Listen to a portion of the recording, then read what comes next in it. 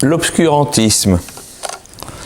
L'obscurantisme, c'est une manière de voir qui est supposée être obscure, noire, sans lumière.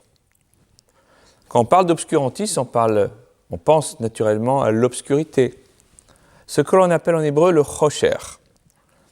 Or le chosher, il apparaît dès les prémices de la création.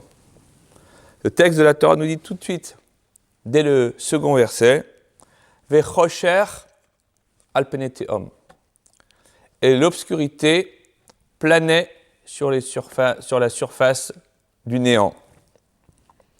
Rav Yehuda dit au nom de Rav, nous dit la Gemara dans Chagiga, « Asara dvarim nivreu beyom harishon » 10 choses ont été créées le premier jour. Ve'luen, il va les nommer. Chosher, et parmi elles, il comptabilise l'obscurité, dirtiv, ve'chosher al pnei tehom. La question s'est posée, est-ce que l'obscurité, c'est l'absence de lumière, ou c'est une création en soi? Et il y a des conséquences pratiques à cela.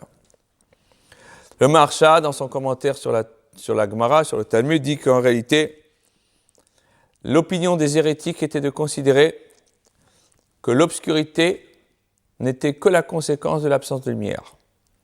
Mais il dit, les sages de la Torah savent que la nuit, c'est une création en soi.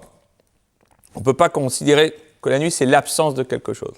C'est une création en soi. Dieu a voulu qu'il y ait la nuit.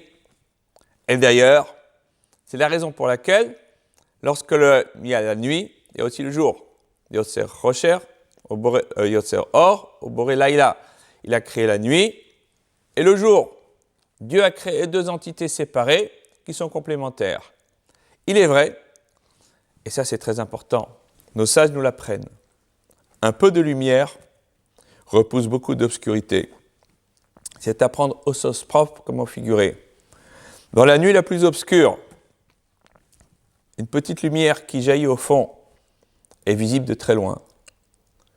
Dans l'obscurité, dans l'obscurantisme qui peut régner quelquefois dans l'humanité, un peu de lumière, la lumière de la Torah, peut faire briller beaucoup de bonheur, beaucoup d'énergie, beaucoup de bon et de beau et de bien qui sera visible de loin aussi. Shabbat Shalom.